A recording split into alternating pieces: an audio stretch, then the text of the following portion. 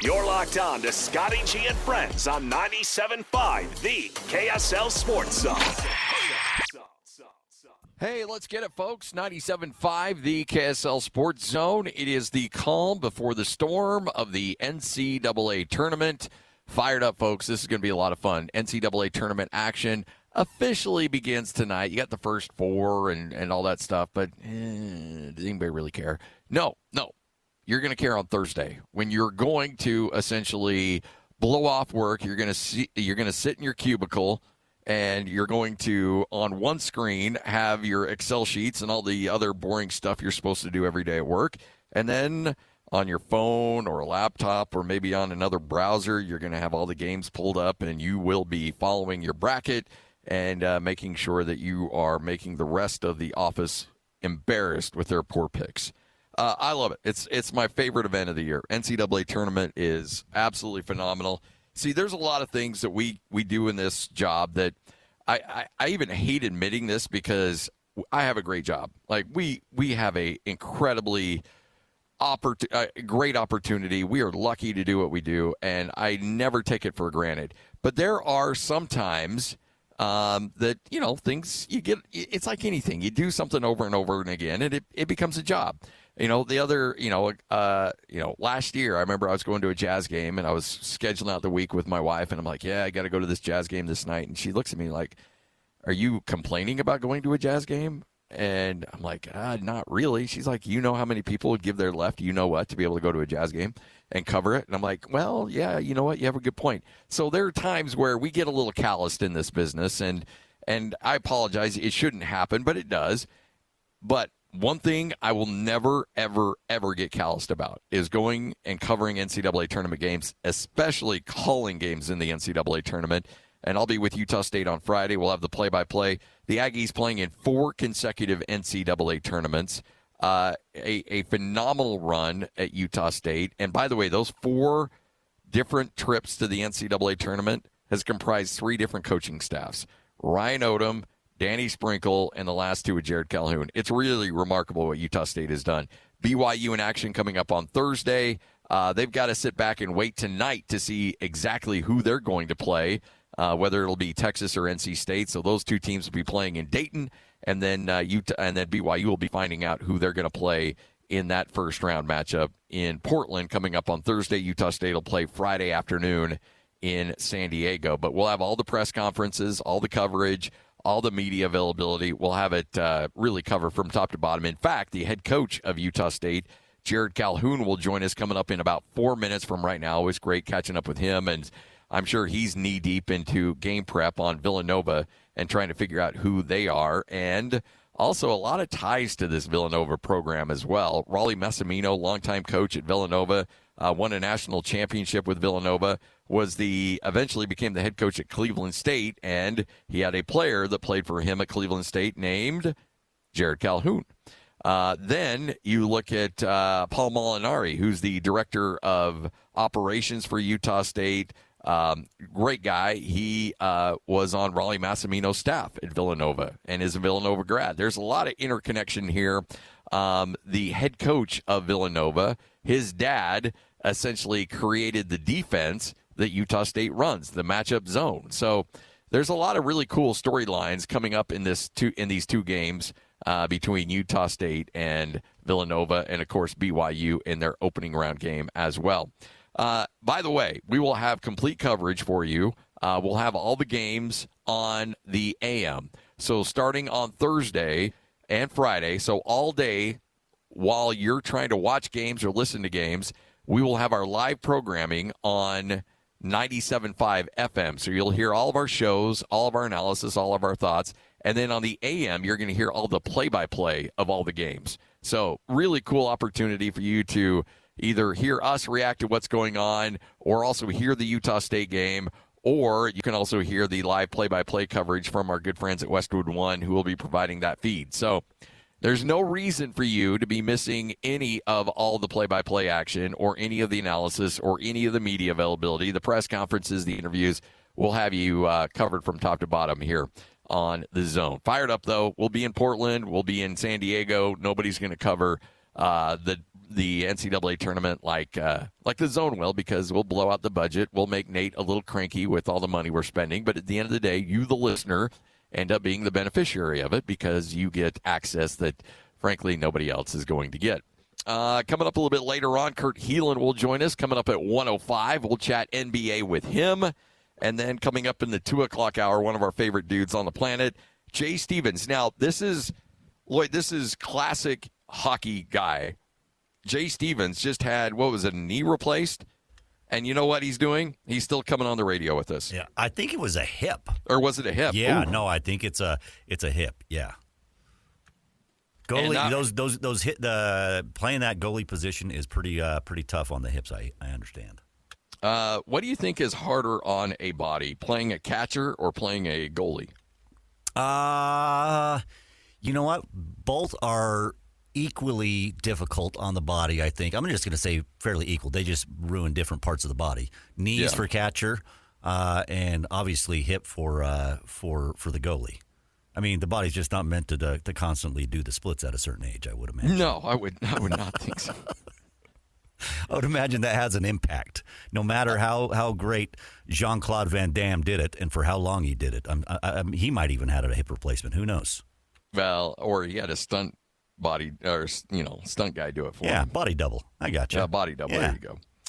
All right, so Jerrod Calhoun's going to join us coming up here in a moment. We'll chat with him. Always fired up to chat with Coach, who's kind enough on a game week to carve out a few moments for us and talk Utah State basketball and get his thoughts on what's going down with Villanova. But, again, we'll talk hockey coming up in the 2 o'clock hour. We'll talk NBA in the 1 o'clock hour. A lot of college hoops coming up this hour as we'll take a closer dive into these two games. I think, frankly, and I want to say this before Coach hops on the line. I actually think Utah State's got a great chance against Villanova. I think Utah State is going to be upset about their seed, and you've already heard Coach Calhoun talk about the seeding. But really, when it comes down to it, it's about matchups. And as Utah State comes into a 9 seed, they take on Villanova, an 8 seed. And joining us now, he is the head coach of the Aggies, Jerrod Calhoun. Coach, thanks for joining us. I know you're knee-deep into game prep, getting ready for the biggest game of the season, but how you holding up? Doing good, Scotty. On about game 8 and plugging away. I think I was in here till about 1:30. I don't know what time I left, but the days are all running together. But we're excited to get back on the court today. We took 2 off days and start the Villanova prep, so we're extremely excited. Last time you took 2 off days, it was after the end of the regular season going into the Mountain West Conference Tournament, and you had one of your better practices. Do you feel that same kind of energy and vibe from your team as they came back after winning the tournament? Yeah, I haven't seen them yet today, but, listen, this is what teams, we go through a long off season to build the team. We build, our habits in the summer, our chemistry in the summer. We go through a lot of ups and downs throughout the preseason, your non-conference games, and then you get into the dog days of January and February. This is really what it's about. So I feel really good where we're at. I think our momentum is extremely high. I think we're defending at a high level. We've got a lot of efforts from a lot of guys. We're not a one-trick pony. I think we got a lot of different players that can step up. We saw that in the conference tournament. 3 wins in 3 days is not hard to, it's very hard to do. Not easy to do. So I feel good where we're at. So I know that we'll talk about the 9 seed coming up here in a moment, but the matchup against Villanova, and I know the tournament and the committee say they don't take storylines into account, but there's a lot of connections between you and your staff and this team in Villanova. Paul Molinari he worked on that staff. You are really connected with Raleigh Massimino, Kevin Willard. His dad kind of created that matchup zone that you employ. Yep. There's a lot of really cool storylines here. Yeah, it's pretty unique. I've got a lot of Philadelphia friends that as soon as that matchup hit, my phone started blowing up. My college roommate that was just out here was Coach Massimino's first recruit ever at Villanova University way back when. So, a lot of the stuff we do was really created at Villanova as far as the way we run our program. I played for Coach Mass at Cleveland State. Obviously, you've talked about the Paul connection. He connected with Jay Wright this morning. He'll be at the game. So, it's pretty incredible. Eric Howard on my staff was at Northern Kentucky. Basically, his old boss said, hey, we want to play a matchup zone. There's no better matchup zone than Ralph Willard's was at Holy Cross. So Eric kind of tinkered with it, him and Coach Horn, and we brought it to Youngstown, and then we brought it to Utah State. So, I think, obviously Villanova is a blue blood program, 3 national championships, the Big East Conference, tremendous conference. So, there's a lot of storylines, but, I think it's just an incredible matchup. I think both teams are really good, got great guards. They've got a big kid in Duke Brennan that can really, really rebound the ball. He's a great connector, played at Grand Canyon last year. So Coach Willard, what he was able to do in an offseason is pretty remarkable, right? To get an NCAA tournament bid in his first year, he's got a lot of nice pieces that fit well together. When you look at the strengths of Villanova, you mentioned a great rebounder and great guards. It seems like balanced scoring across the board. They can get you multiple different ways. What really jumps out at you when you look at this team on film? Yeah, a couple of key things, I think, Scotty. Number one, they're going to shoot more off-the-bounce threes than any team we've played. I believe they're 23rd in the country at attempting three-pointers off the dribble. That's the first thing that jumped out. It sounds really weird. It's a weird stat, weird component to the game, but typically coaches want guys taking step-in threes. Well, Villanova's guards, they have the ability to make step-in threes, but they're also very deadly and efficient from off the bounce. So right there, you got to make adjustments. You got to be aware of that. They do have great balance. I think they have an incredible point guard, freshman point guard that was highly touted. I believe once committed to Kentucky. He's really, really good. Really good player in pick and rolls. Him and Brennan are definitely on the same page in pick and rolls. They lost their 4-man, which was a tremendous player, a freshman that was just playing outstanding. So their 4-guard lineups with Duke Brennan at the 5 spot.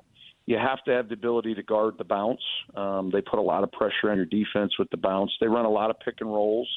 I believe I forget what the number is, but they're one of the top teams in running just pick and rolls. So that's very similar to Grand Canyon. You look at the two teams we've kind of compared them to are Fresno State with some of their concepts, bringing their 5 into action, and then, their ability to just run 2-3 pick and rolls down every time down is very, similar to Grand Canyon. They got good balance, good offensively, good defensively, create a lot of turnovers. They're going to pressure you. Very, very strong guards. So you have to have ball security every time down. They're going to mix their defenses up.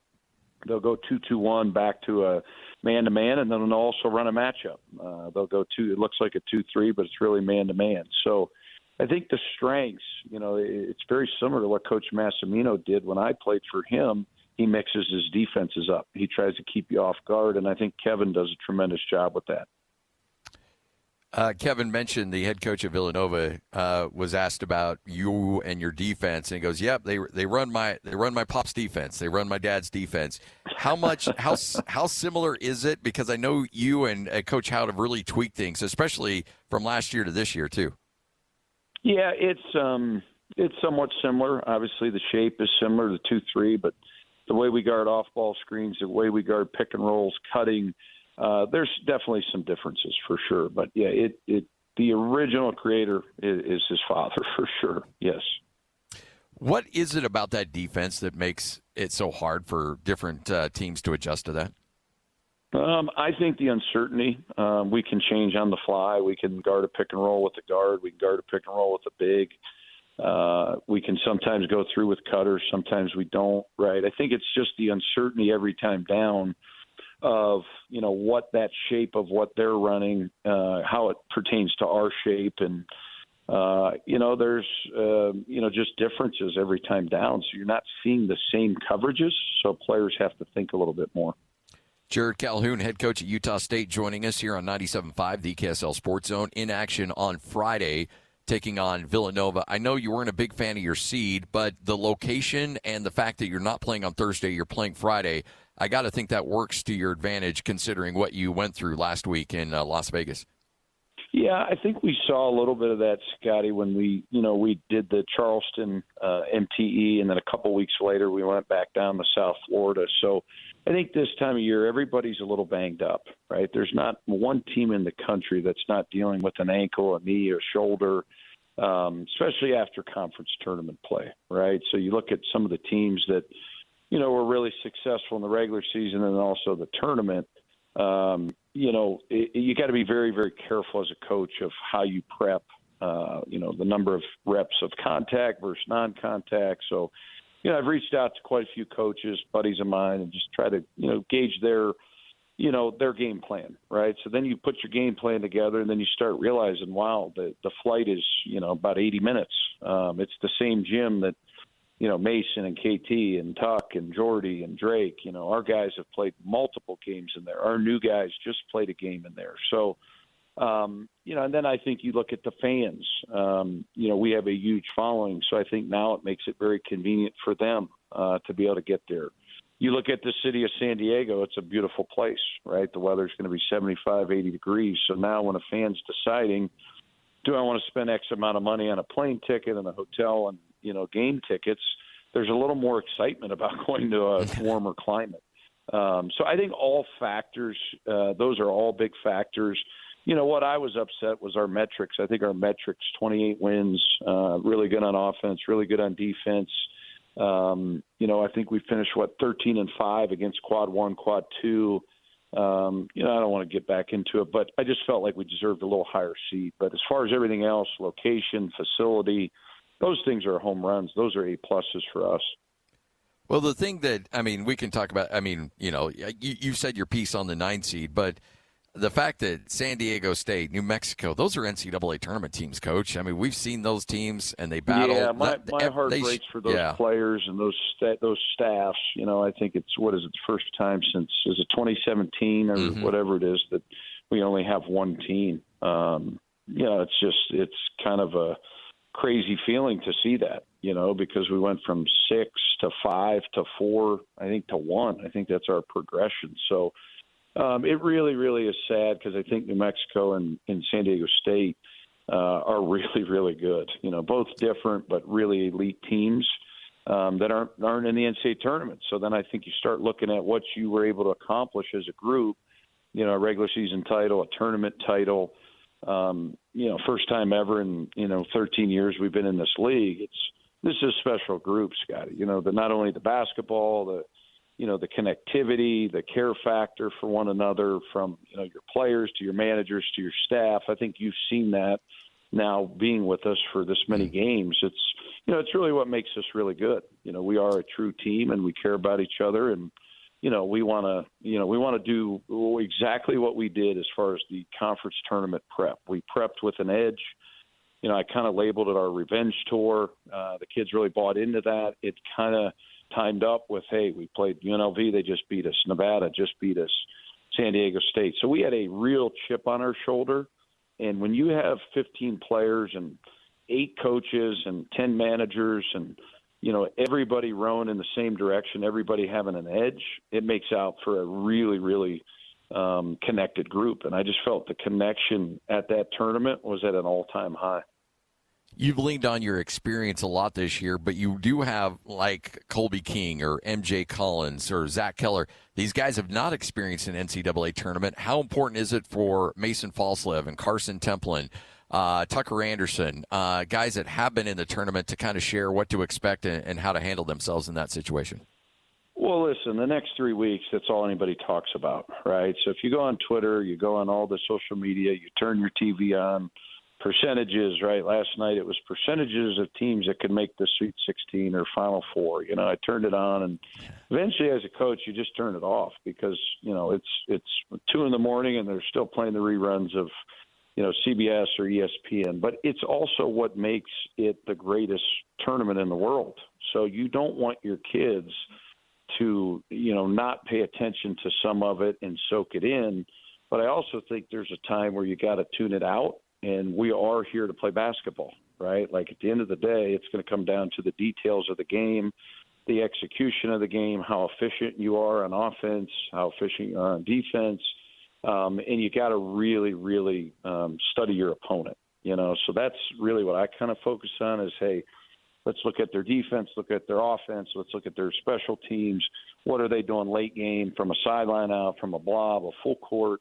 We want to make sure in the next 72 hours, we're not information overload, but we're also loading enough information into our players' minds that when they get in the game, it becomes very natural, right? There's a progression each day you got to do on offense and on defense, and whether it's a live, whether it's a dry run or film sessions, that you're ready. But I think the 5 guys that we had last year on last year's team, they understand, hey, on Thursday there's an open practice, so we have 50 minutes. We're not showing anything at our open practice. We're there to get shots, right? We're going to have a pre-practice before where we got to be locked in on the details of the scout. That's where we will go a little bit live. The media sessions, right? There's a lot of things that go in with playing in the NCAA tournament. And then you've got to be, mentally locked in when the ball tips of, hey, this is what we've done all year long. Let's stick to who we are, play to our identity, and let's go win a game. Coach, can't wait to chat with you down in San Diego. Let's go have some fun. All righty. Thanks, Scotty. You got it. There he is, Jerrod Calhoun, head coach at Utah State, right here on 97.5, the KSL Sports Zone, and you will hear all the play-by-play of that action coming up Friday with the game starting roughly around 2 o'clock. Pre-game show will begin at 1:30. All right, 97.5, the KSL Sports Zone. Breaking down the teams you're passionate about. This is Scotty G and Friends on 97.5, the KSL Sports Zone. 97.5, the KSL Sports Zone. All right, it is a Tuesday, which means we're giving away some Jazz tickets. It's Jazz Ticket Tuesday, and your chance to win tickets is right now. Call this number now. Call this number now. Be caller number 12 at 801-575-ZONE. 801-575-ZONE. And you'll be on your way to Delta Center to see the Utah Jazz. He fires the 3. He hits! Oh, don't do me like that. This is 97.5, the KSL Sports Zone. 97.5, the KSL Sports Zone, Jazz Ticket Tuesday. That means we're hooking you up. Caller number 12 right now, 801-575-ZONE. That's 801-575-ZONE. You win a pair of tickets. See the Jazz and the 76ers coming up March 21st at the Delta Center. Game starts at 7 o'clock. You don't have a lot of these games left, folks, so you got to take advantage of them while you can. And if you don't win right now, that's cool. We're going to give away another pair next hour, and the hour after that, and the hour after that. You know how it goes. Jazz Ticket Tuesday, again, right here on 97.5, the KSL Sports Zone. All right, we talked a little bit about Utah State. Big thanks to Jerrod Calhoun for joining us. And if you missed that conversation, remember it's just available for you at KSLSports.com. You can also just search Scotty G on your podcasting platform of choice, and you'll be able to hear that conversation, kind of previews Villanova. And it's interesting. You wouldn't think Utah State and Villanova would have a lot of connection to it. However, there is. And so because of that, you've got Paul Molinari, one of the best dudes on the planet, runs essentially everything outside of the X's and O's for Utah State. He used to be on the staff at Villanova, and he and Jay Wright, former Villanova coach, are close. And, in fact, Jay Wright will be out that game coming up for Utah State to catch up with the people he knows on the Aggie staff, as well as Villanova, where he was the coach for so long and won national championships there. Then you've got Raleigh Massimino, who was the coach at Villanova, ended his career coaching at Cleveland State and ended up coaching some guy named Jerrod Calhoun, who currently is the head coach of Utah State. You keep going down the list. A lot of really cool storylines. The defense that Utah State runs essentially was invented by the father of the current head coach at Villanova. So there's a lot of storylines in this thing. It's going to be a lot of fun. But we can really zone in on, or we can really kind of focus in on Villanova because we know that's who Utah State's going to play. However, BYU, we don't know yet. It's down to two teams, and I was going back and forth with a member of that BYU coaching staff, and he said, hey, look, we split up our time. We're looking at NC State. We're looking at Texas. And he kind of reiterated something Tim Lacombe mentioned yesterday, which I thought was really interesting. There are opportunities for you as a coaching staff to find out certain tendencies that both teams have. That's what you're going to focus in on practice. So as BYU has been trying to prepare for the NCAA tournament, even though they haven't figured out exactly who they're going to play yet, there are some tendencies that you can work out that both teams have and both teams use that you can focus in on. But mostly, it's about yourself. It's about making sure that you're playing your best basketball going into the NCAA tournament, and that's where BYU needs to be at, because even though it felt like they turned the corner a bit, and the end of the season wasn't great for BYU, although they did end the season with a nice win at home, but it did have a vibe of BYU was kind of stumbling into the Big 12 tournament. And being able to win those first two games the way that they did, the way that they challenged the heck out of Houston in the quarterfinals of the Big 12 tournament, I think said a lot about where BYU is at mentally and where they're at, because it would have been very easy for them to pack it in. If I'm AJ Dybantsa and I know I'm getting a big payday in the NBA and all of the opportunities to be showcasing my skill at the highest level in the best basketball league with the best athletes on the planet, you're just months away from it. It would be really easy in your mind to just say, you know what, I'm good. At worst case, I'm the number 2 overall pick. I might be the number 1 overall pick, depending on who you talk to. So, I've really got nothing to prove to anybody. I can just go out there, kind of pack it in and be done. And nobody would say anything and have any issue with that whatsoever. What does he do? In 3 games in the Big 12 tournament, he sets a record for the most games or most points in 3 games, besting some guy named Kevin Durant. He leads BYU to 2 impressive victories in the first 2 rounds of the tournament. He plays really well against Houston. He ends up, because of what he's been able to do, not just in the tournament, but in the regular season, is now a first-team All-American. Like, he just keeps padding his resume. And he'll continue to do so in the NCAA tournament because it feels like BYU's a little bit more connected. It feels like BYU's in a better place mentally as a locker room standpoint going into the tournament than they were maybe even into the Big 12 tournament. And props to Kevin Young for it appears to have turned the corner with this squad that very easily could have just said, we're good. Richie Saunders is hurt. AJ Dybantsa is going to bounce to the NBA. All these other storylines. Let's shut it down and get ready for next year, or get ready for our next venture, or get ready for the transfer portal, or whatever. But this team says, no, we want to keep playing. And the way that they looked, like even in the loss against Houston, leads me to believe this could be a Sweet 16 team. There is a very real, strong opportunity for BYU to be in the Sweet 16. Dare I say, I'm picking them to go to the Sweet 16 because I think they match up really well against Gonzaga. This is not the same Gonzaga team. Still good defensively, not nearly as good offensively as we've seen in years past from Gonzaga. They're a much different team even this year is what we've seen over the last few years when BYU was going up against them in the West Coast Conference. I don't think they're as good as we've seen. Again, defensively, they'll throw some things at you, and they'll play bully ball, and it'll be a fun matchup to see how AJ Dybantsa handles himself in that game. But I think BYU can beat Gonzaga. But, again, let's go back a little bit. Let's say you got either Texas, you got NC State. Both of them, I think, are very favorable matchups for BYU. And if BYU, with the Richie Saunders injury, with the way they finish, for the most part, the end of the regular season, if BYU goes back-to-back years in the Sweet 16, bam, you take that, and you feel good about it. You feel really good about it, actually, considering some of the storylines, the injuries, and all the other issues you've dealt with this year.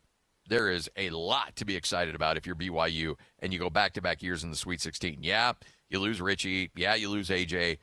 All right. You bring in another 5-star guy, and you continue to build the culture of what you've got there with Kevin Young, and you've got some great opportunities. So I look at this as really glass half full for BYU. I think that we got little nitpicky with them, and for good reason. They deserve some of the criticism coming their way down the stretch. You probably can't be losing to Central Florida. You can't be giving up all those threes. You can't be losing to West Virginia. You can't be losing to Cincinnati. Like there's games there the BYU should have won, and they didn't. But the committee still thought highly enough of you to give you a 6 seed. The committee still thinks highly of you and your conference to give you a pretty good draw. I mean, honestly, this is a new world BYU's living in. Had they finished that year the same way they did this year in years past in the Big 12, guess what? They're playing in the NIT. They probably don't even sniff the tournament. And if they do, they're playing as an 11 or a 12 seed, or they're playing in Dayton as in a play-in game. I mean, that's what you're kind of dealing with BYU. But now you're part of the Big 12. You're at the big boys table. You get to sit with the adults at Thanksgiving dinner. Guess what the results of that are? You get a lot more respect. And when you have the potential number 1 overall draft pick playing on your team, you get a lot more respect. I mean, Utah State's out there losing their mind that they got a 9 seed. And their metrics actually aren't that far away from where BYU's at. BYU's better, but there's not night and day difference from a metric standpoint. I'm not saying that BYU and Utah State are on the same level playing field in terms of talent. I'm just saying when you look at metrics, which the NCAA Tournament Committee looks at, they're pretty similar. But one's a 9 seed playing their road uniforms in the first round, and the other's a 6 seed playing the winner of a play-in game. And that's because respect of the conference that you're in, respect of your non-conference opponents, which you scheduled, which BYU did a great job scheduling that non-conference, which allowed them to have really strong metrics and a bunch of quad 1 games. And you also have a player that, frankly, everybody wants to watch play. If you're CBS, you want AJ Dybantsa on your television screen as much as you possibly can because he's must-see TV. You got everybody's going to want to watch BYU. Okay, what is BYU doing that they're able to track down some of the best recruits in the country? Not just with Yegor Damon, AJ Dybantsa, the 5-star kid that's coming in next year. Every year, BYU's generating some publicity. And a lot of that is quality of play, connection to the NBA, and frankly, the money that they've invested in the program. So that's a big question mark. People are like, all right, what's going on at BYU? They're going to want to watch this team. So if you're the NCAA selection committee and you're in bed with CBS, you're like, okay, we want to give this team great opportunities. How do we do that? We give them a 6 seed. And we give them a favorable matchup in the next round against Gonzaga, which, again, the more BYU plays, I think the more eyeballs, because BYU always has that built-in network TV audience. But now you got a lot of people that are just like, hey, what's going on with BYU? How are they able to land these guys? What are they doing to provide an opportunity for these guys to be successful? And here's a guy that may very well be, this time next year, the Rookie of the Year in the NBA. You get a chance to see him up close in person. And if you're a fan of a team that's in the lottery, you definitely want to be watching BYU because that guy could be playing for your team next year, depending on how the lottery balls work out. Look, your team is, if you're in that range, your team is probably tanking. So there's a lot of NBA fans that have sat through a long NBA season with their team tanking in hopes of being in the run for this guy. Same with the Acuff guy at Arkansas. Same with Boozer and Duke. There's a lot of people that are going to be watching those teams that don't necessarily care about college basketball. Why? Because they love their NBA teams, and their NBA teams may be in the running for some of those dudes. So, again, BYU's got great opportunities. I think they beat either Duke or Texas. I would, not Duke, NC State or Texas. If I'm BYU, I probably would rather have NC State in that opening game. And then if you play Gonzaga, hey, I have you favored in that game. I think you beat Gonzaga. I think you're on your way to the Sweet 16. All right, take a break. Come back. What you may have missed straight ahead. And then in the 1 o'clock hour, we'll talk some NBA. Kurt Helin will join us. We'll talk to Mitch Harper joining us at 1:30. We'll talk some hockey with Jay Stevens. Fresh off a hip replacement surgery. He doesn't care. He's still breaking it down for us. It's all right here on 97.5, the KSL Sports Zone. 97.5, the KSL Sports Zone. Hey, remember the Zone and Beehive Mills are honoring people that impact youth sports in our communities. Nominate the Utah Sports Volunteer for the Beehive Mills Hero of the Week at KSLSports.com/contest. And then listen every Thursday afternoon as JJ and Alex will announce another winner. It's the Beehive Mills Hero of the Week. All right, Lloyd, my Broncos. Hey, I'm fired up, man. You should be, man. This is like championship or bust. This is Super Bowl or bust. Absolutely.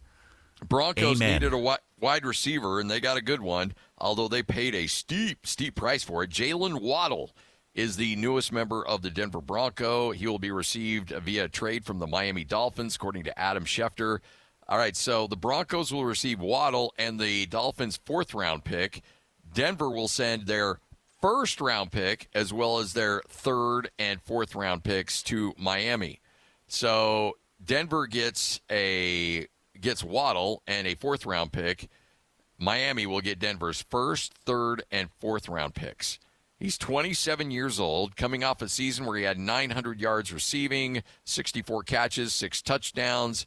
That would have been 3rd, 2nd, and 2nd in those categories for the Broncos this past year. And, he is set an all-time rookie record when he had 104 catches.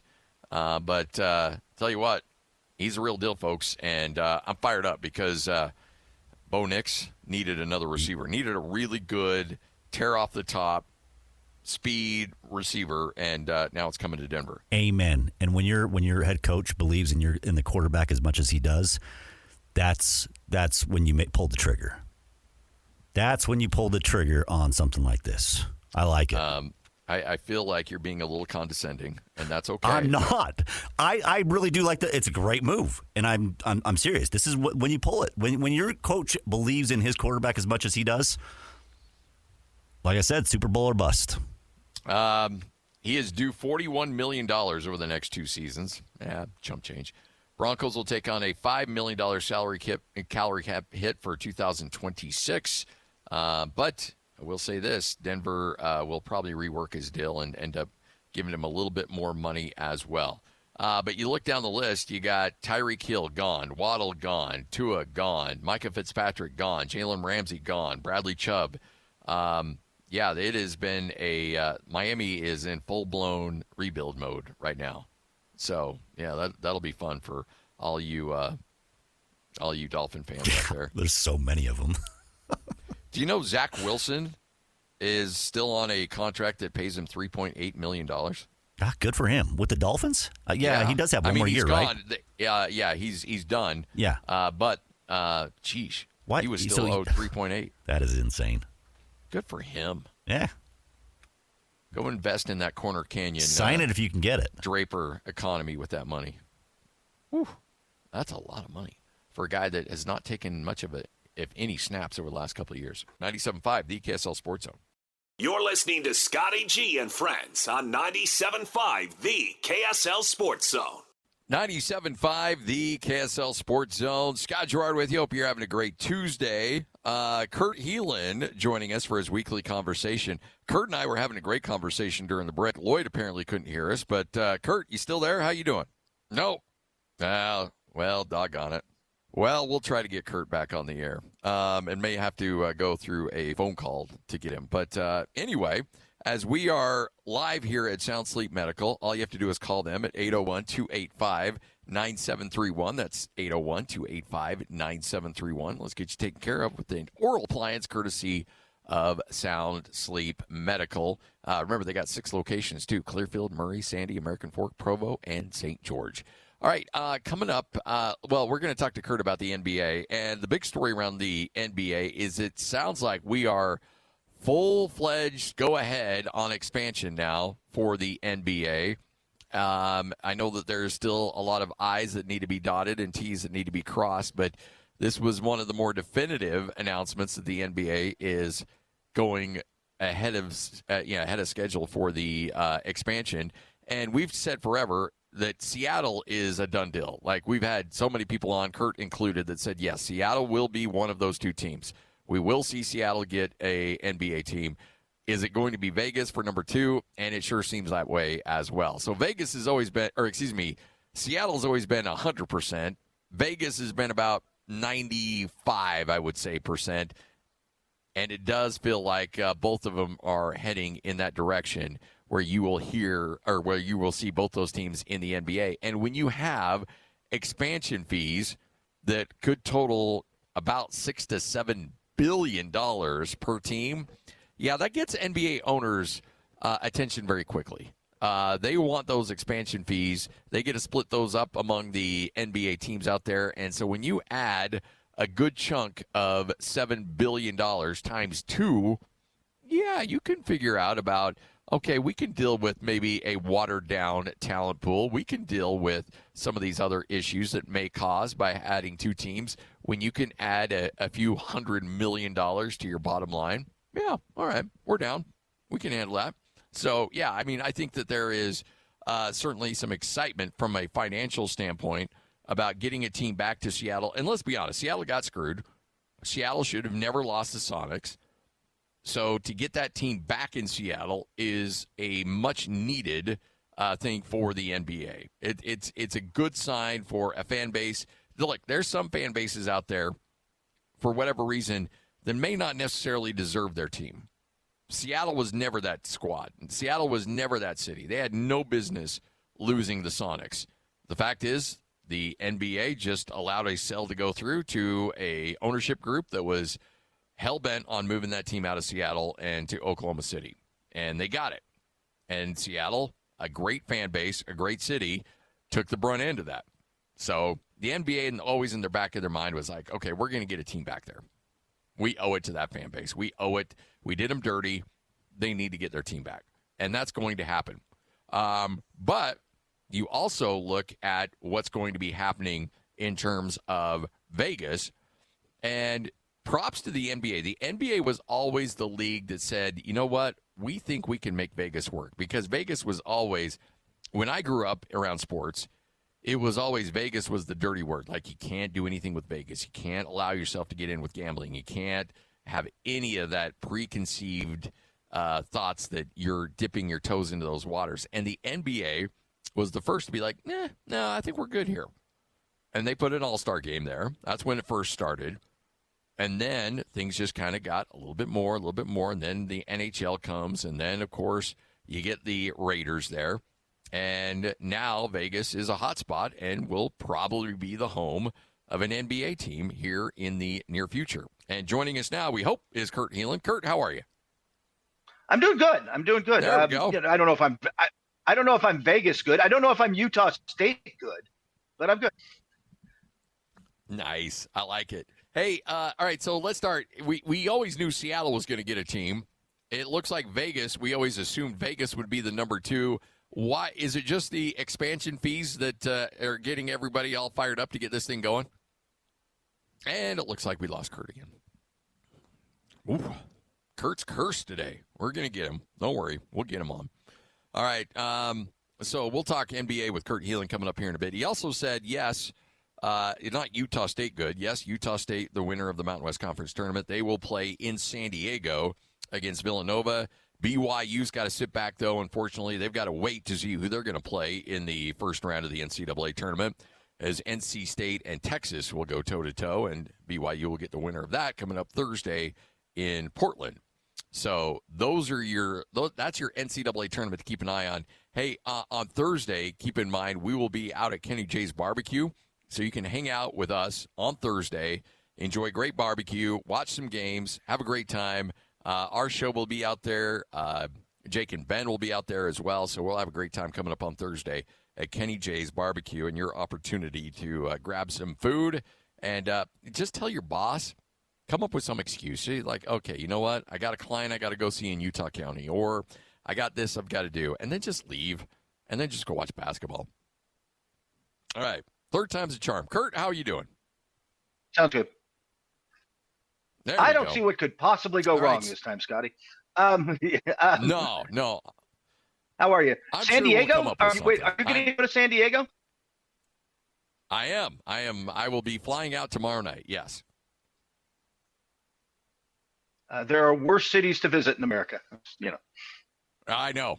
I'm after spending some time, Vegas was actually quite nice last week. I was down there for the Mountain West Conference Tournament. It was in the 80s, and now I'm looking forward to a little San Diego. I'm glad I'm not going to Portland. I'm glad I'm not going to Philadelphia or some of these other cities. So, yeah, I feel like I'm pretty blessed on where I get to go for sure.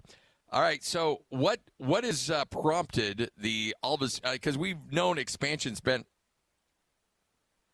kind of on the horizon for a little bit for the NBA, but it feels like that it is pretty much just come down to the expansion fees, and that is what's really motivated a lot of these NBA owners and a lot of these NBA governors to be like, yeah, okay, now it's time. Now it's time to pull the trigger. Now it's time to rack in some of that money. And talent dilution be damned. We don't care. We're going to expand this thing, and we're all going to make a ton of money. And that appears to be why the NBA has been really fired up and has been talking about expansion now at the forefront.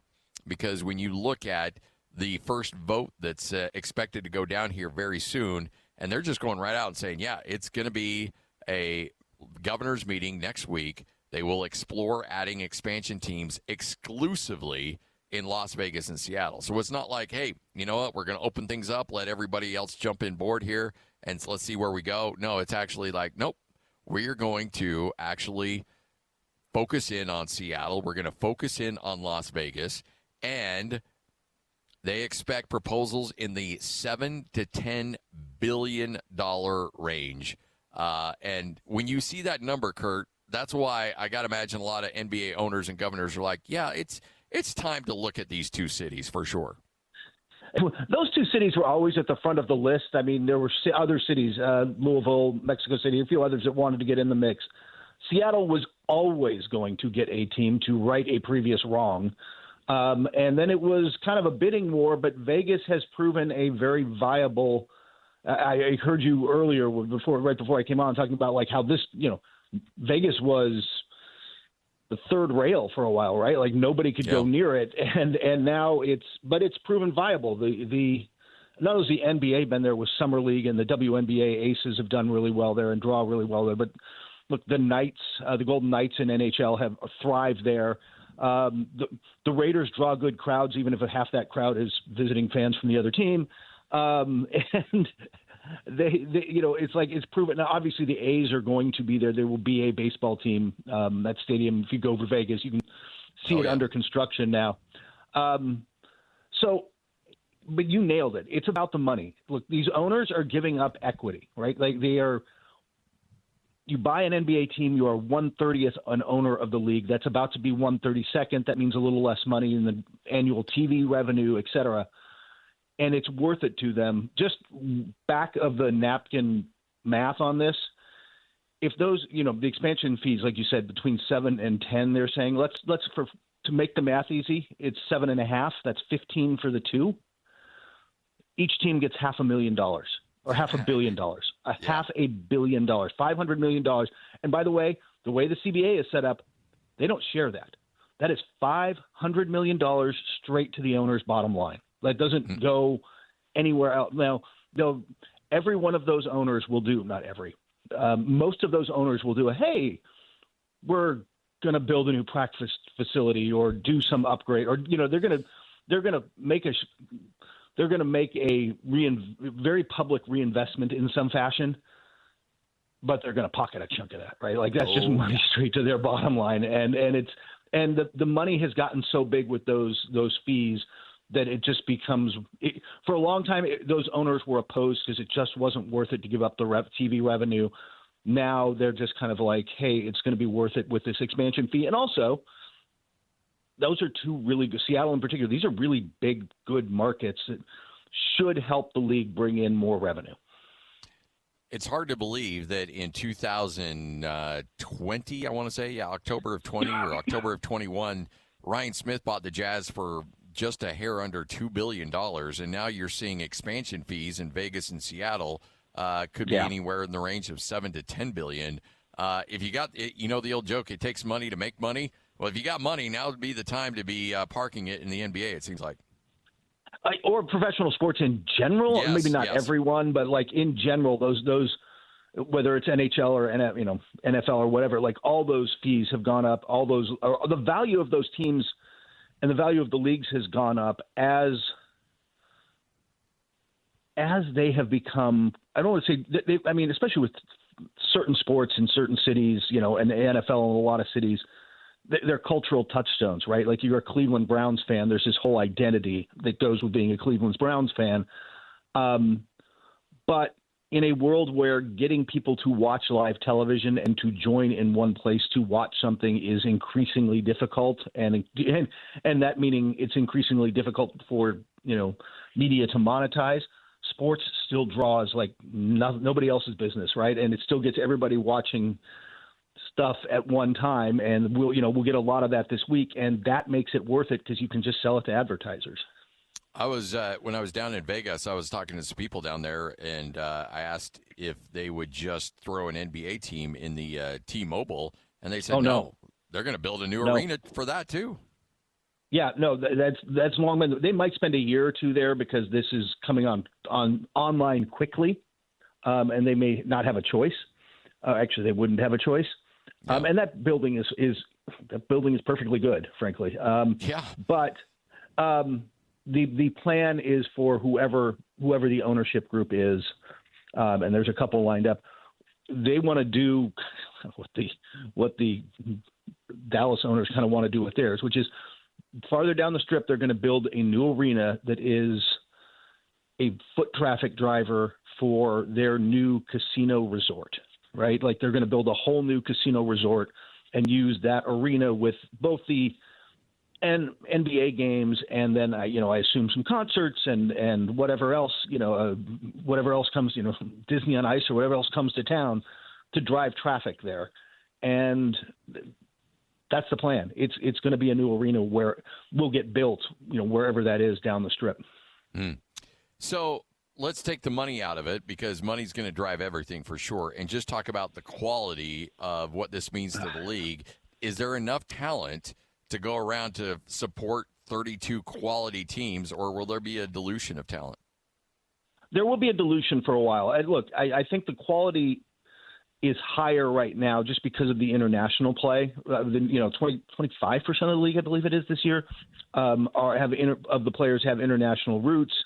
So you're broadening the pool in that sense, but look, we like to celebrate, I guess is the word I'm looking for. We like to celebrate Jordan's 72 win Bulls. Like, that's expansion, baby. Like that was a weaker league. Like there was some other stuff going on around there that allowed them to get kind of right where they wanted to be. And I don't want to take anything away from that team. They won 72 games and a championship, but there will be a dilution. There will be some separation, and it will take those the way it's going to be set up. Those teams there'll be a draft and they'll be able to get some guys, but it's going to take some time to build. They're probably not going to be allowed to get either number one pick or the top 3 picks or something for the first couple of years. Like there's going to be all sorts of protections put in so that it's going to be a slower build for those teams. So they won't go. Let's put it this way. I can say they're not going to be the Golden Knights. Yeah. Okay. Yeah. Yeah. The NHL did them a lot of favors for sure in getting them off the ground in a hurry. So is 80 the new 50 when it comes to scoring in the NBA with Bam Adebayo doing it now? Is a lot of people going to be shooting for that number? Yeah, wait for that expansion year. Yeah, no, it's funny that of all the guys, it's Bam too. It's just, I mean, I was in crypto that night. I was at the Laker Timberwolves game that happened to be going on that night, and we were joking like if you before the season said list 100 players who were going to score, who could score 80 points in a game, I wouldn't have had Bam on it. He probably would have been 4th, maybe 5th on his own team. He just wouldn't have been close. But yeah, now you're going to see people. You got to push for it. Like that's going to be the interesting part of that. There have been games, even with Luka, with others, where, man, you've got 50 whatever after 3 quarters, and your team's up 20, and do you want to go for it? Because the Heat left him in and pushed and went for this. Is another team willing to do that? Is there a player who's going to push his team to do that? That's, to me, going to be the interesting part because there's a few guys, Luka leading that list, who are fully capable of doing it. But I don't know how many teams and how many coaches would be willing to do that at certain points of the year where Miami's on a roll, actually. But, like, they were just kind of like, hey, man, when this season's done, nobody's going to talk about our first-round exit and solid play from the playoffs. The top of the highlight reel is going to be 83. Let's go get this. How much of the backlash was just the way he did it, or is it the people with the memory of Kobe and they don't want Bam in the same sentence with Kobe? I mean, it was bad basketball. The final 5 minutes, it was just it was awful. But then again, if I'm him, I'm doing everything I can to get there, so I can't really blame him. But it didn't feel like it was overly good for the league. I think some of that pushback was the two things you mentioned, that it was manufactured at the end. Let's not kid ourselves, right? Like that was a manufactured number at a certain point. And the other part of it, and I saw this one firsthand just being in crypto that night, there was some already Kobe pushback from the Laker partisans who were like, Kobe's was authentic, which, by the way, pretty much the same. I don't want to say the same thing in the last 5 minutes, but they were up 20. They left him in. Like he went after the number. He was shooting free throws with 19 seconds left, up 20. But there's a certain level of it's Kobe, and it's a little more sacred. And Bam is. It is a little weird to see Bam in between Wilt and Kobe on the list, man. Yeah, there's no doubt. Speaking of expansion, the league also is taking bids for the Europe League. Yep. Is there a lot of money that can be generated over there? Long term, they hope so. It's less short term. The expansion fees over there are going to be under $1 billion, right? I think well under. And I'm not quite sure how that's going to work out with the existing. They're bringing in a handful of existing teams into that program, so I don't think those teams necessarily have to buy in the same way as some of the ones that might be created in Manchester and some other places, and Rome. And all that said, what they see is the long term there. That the league is better at making money than Europe has been at this, and the league is going to come in and push for better arenas to maximize that money, better TV deals, and they just think there's a lot of money left on the table that they're going to be able to generate. And the owners love this because it's literally a windfall without having to give up any equity or do anything, really. Like there's almost no effort on their part, and more money comes in. So that one has like 100% backing of the owners. So in the world of the draft, do you feel like the kid from Darren Peterson is? I mean, where is he and AJ Dybantsa in terms of 1 and 2 now amongst general managers? Talking to people around the league and stuff, it really depends on who gets that number 1 pick. Mm-hmm. And Dybantsa has the advantage of he's just taller, right? And he's been healthy and he's shown that competitive fire. But Peterson still has a lot of big fans around the league. So it's going to come down, two things. It's going to come down to the medical reports that come out of the NBA draft combine. Even if you don't participate in the combine now, you have to go through a full medical. There's a lot of people with questions about what exactly is going on with the cramping. What can we know? How can we prevent this from being a long-term issue? And as long as they believe it's not, then it's really a matter of preference, of positional preference, size preference, and what they believe these players can be long-term. I have AJ on top of the mock draft I did for NBC Sports this week, but like I said, it really depends on which one falls where. And there's even a couple of GMs, if things went weird, who might put Cameron Boozer in the top 2. Wow. I don't think he'd go first, but it's possible he'd jump one of them. Depends on the medicals, and it also just depends on who gets where, because Cameron Boozer has the highest floor of that group. Cameron Boozer is going to be a good pro. He is already shows all the signs. He's got everything.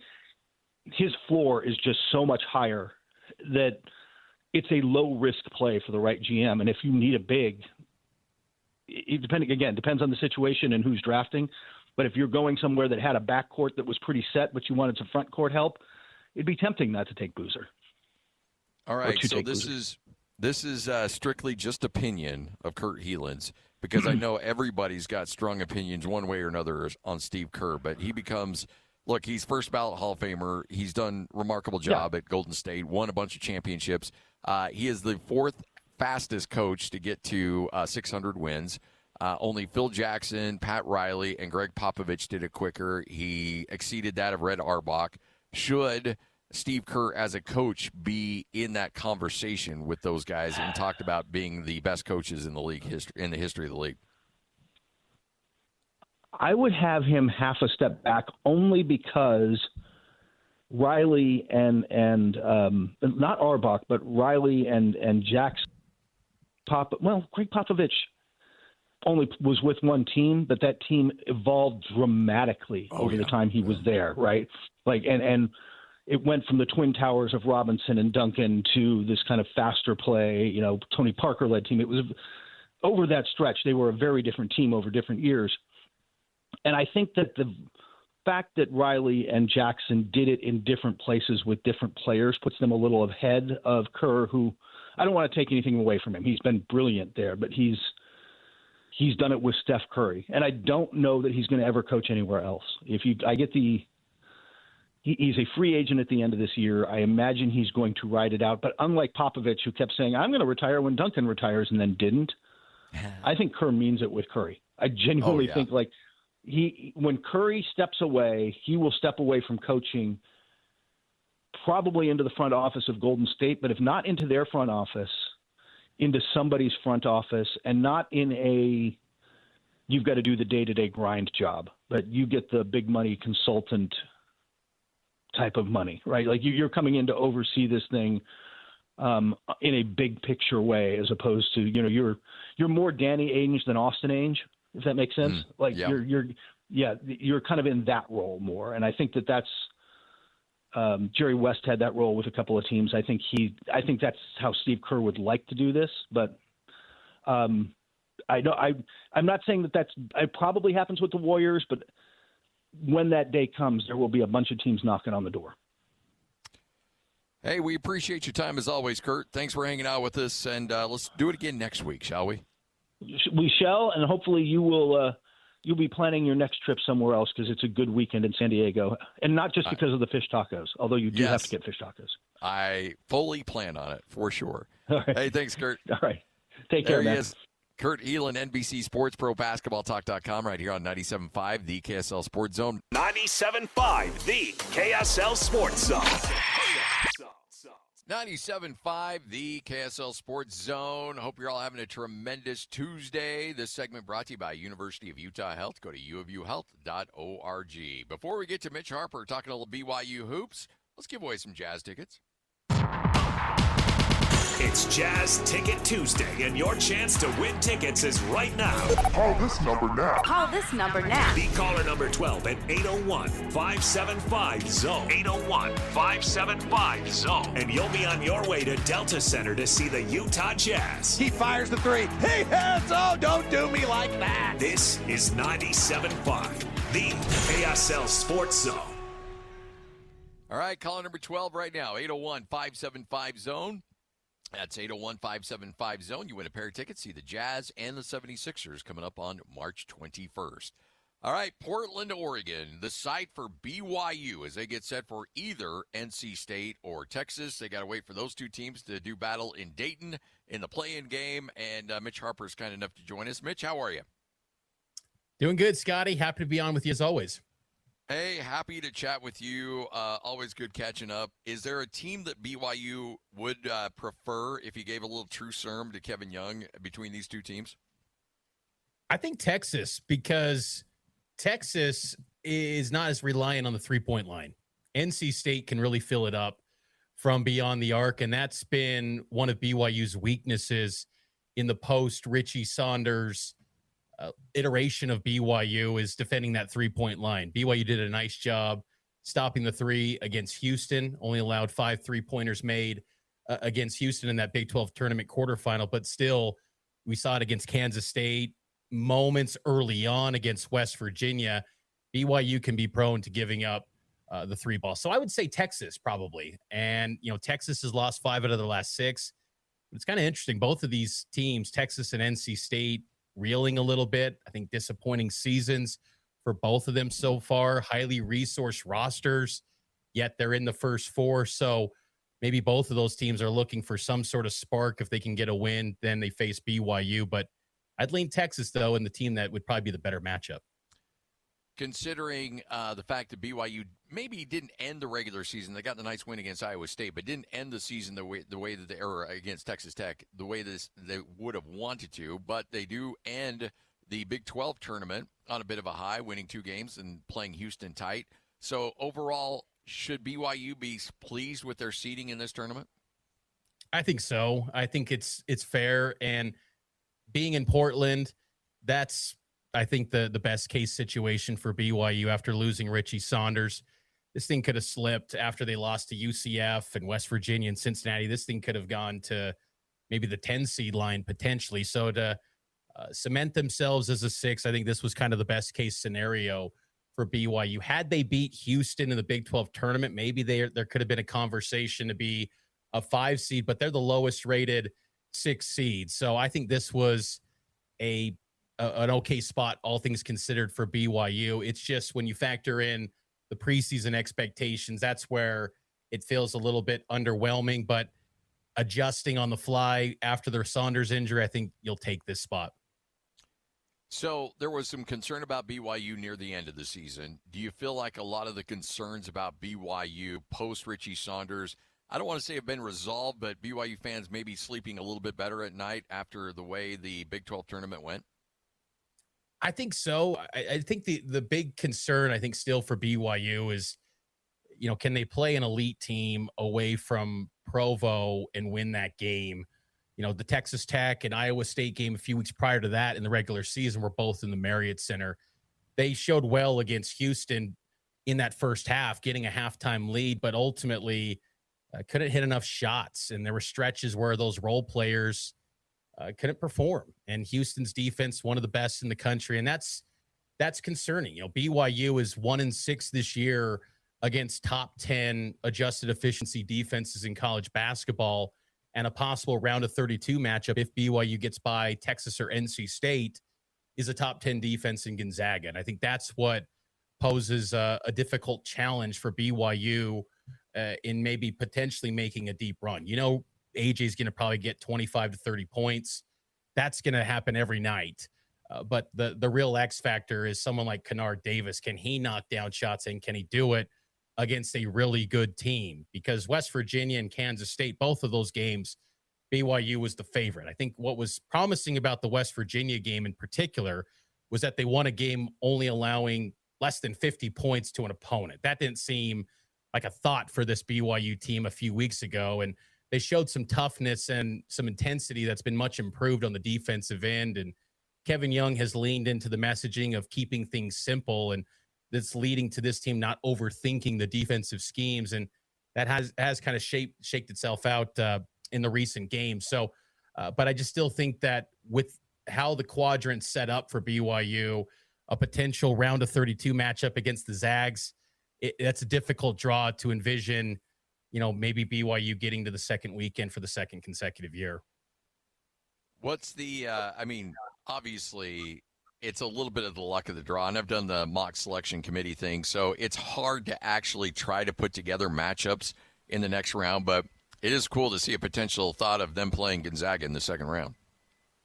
It is. And, Graham Ike, third-team All-American, AJ Dybantsa, first-team All-American. That would be a heck of a matchup. And, Gonzaga doesn't have Huff right now, and who knows if he's going to play this weekend or not for Gonzaga. He's one of their top big men and been a guy that's been knocking down over 60% of his shots from the field. So if they have him, that would be huge for Gonzaga. But it would be great to see BYU get that test, because I do think that BYU, when they are playing well and their role players in particular playing well, BYU will be a tough out. I think that's what gives, Cougar fans some maybe feel goods coming into this tournament, is that you did see some moments from a Kennard Davis, Dominique Diamande, Alexei Kostic, guys that 3 weeks ago were really out of sight and out of mind when it came to talking about BYU and their path to success. And those guys were key in BYU getting 2 victories. And if those guys show up, the ones that appeared in the wins, maybe BYU could spring an upset. I think that's what's kind of the wild card for the Cougars in this NCAA tournament run. Does it feel like Dybantsa's gotten his second wind? It does feel that way. And I think that's promising for BYU because they need him to be excellent. And I think that's where, again, the Texas matchup could I think be a better matchup for BYU because they do a lot of their work inside the arc.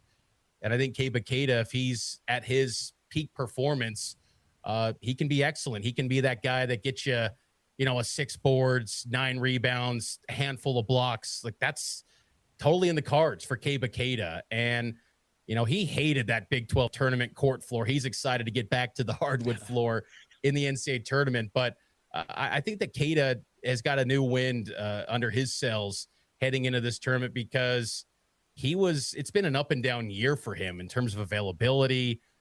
It's really has not gone maybe according to plan heading into the year for Kata, but I think that he was starting to show signs of getting back to the Kata that everyone's grown accustomed to.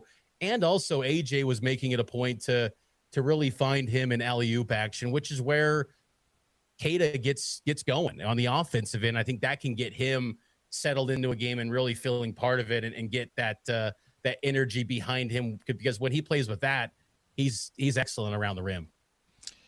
So I don't think there's any way on this green earth AJ Dybantsa is back at BYU next year, but are there members of the coaching staff or people around BYU that think it's a possibility?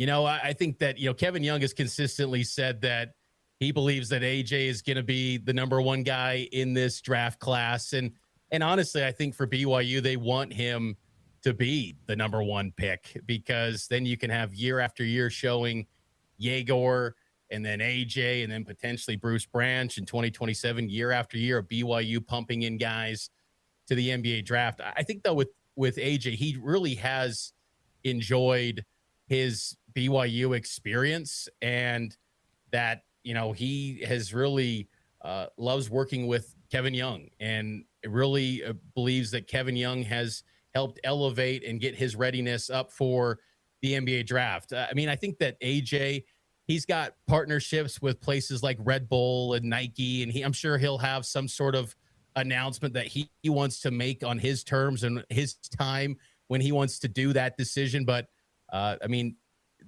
would be very surprised that if we see AJ Dybantsa running it back another year, just because too, I think that he's establishing himself as the number 1 guy in the deepest class. Now, I think the biggest possible pro to him running it back, if that was the thought for him in his camp, he would be an absolute lock in 2027 to be the number 1 guy because that class is viewed as much weaker. And you look at some of the high school All-Americans that are rolling out today.